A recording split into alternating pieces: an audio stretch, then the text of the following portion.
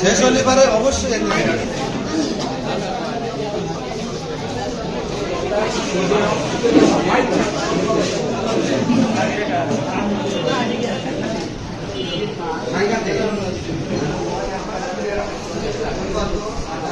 আমাদের হচ্ছে অর্থনৈতিক অবস্থা তো অত ভালো না, তাই হচ্ছে মানে এত টাকা দিতে অনেক সমস্যা হচ্ছে। আমরা এত টাকা কোথায় পাবো দিতে, খুব সমস্যা।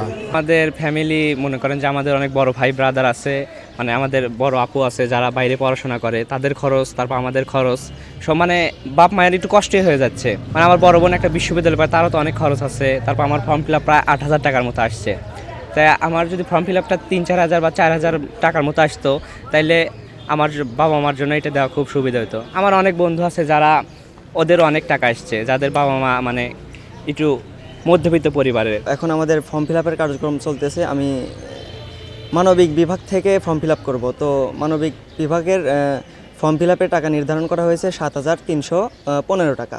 তো সেক্ষেত্রে সবারই তো এটা দেওয়া সম্ভব না। ব্যবসায় শিক্ষা বিভাগের জন্য 7,215 টাকা করে নির্ধারণ করা হয়েছে। এখন এই সময় মানে অধিক টাকায় এটা বেশি হয়ে গেছে। যদি একটু কম হতো তাহলে আমাদের সবার জন্য একটু ভালো হতো আর কি। ব্যাপারটা অনিয়ম না, সেটা হলো যে আমাদের এই বিজ্ঞান কলেজের অন্য কলেজ থেকে একটু বেতন সবসময় বেশি ছিল, এবং আমরা এই সায়েন্সের সর্বসাকল্যে 24 মাসে বেতন নিতে পারি আমরা, মানে শিক্ষা হিসেবে। সেখানে আমরা এখন ফর্ম ফিল আপ করতেছি ফেব্রুয়ারি মাসে, তা আগামী জুন পর্যন্ত আমাদের বেতন নিতে হবে, ঠিক আছে? তো বোর্ডের ফি যেটা আছে সায়েন্সে 3,995 টাকা।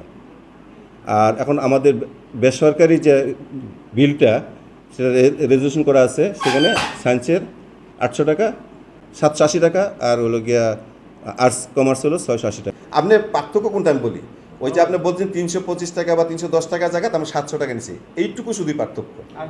এটা শুধু কেন নেওয়া হচ্ছে, ওই যে আমাদের অতিরিক্ত স্টাফ আছে, বেসরকারি স্টাফ, মনে করেন যে অতিরিক্ত 5 জন টিচার আছে, না বেসরকারি আমার অতিরিক্ত টিচার আছে 5 জন, ঠিক আছে? অফিস স্টাফ আছে 7 জন, তারপরে নাইট গার্ড আছে, তারপরে মনে করেন যে হোস্টেলের যে আছে ডে গার্ড আছে। এই হিসাবে আমার যে স্টাফগুলো আছে তাদের বেতন পারপাসে আমাকে এই টাকাটা নিতে হচ্ছে, এইটুকু।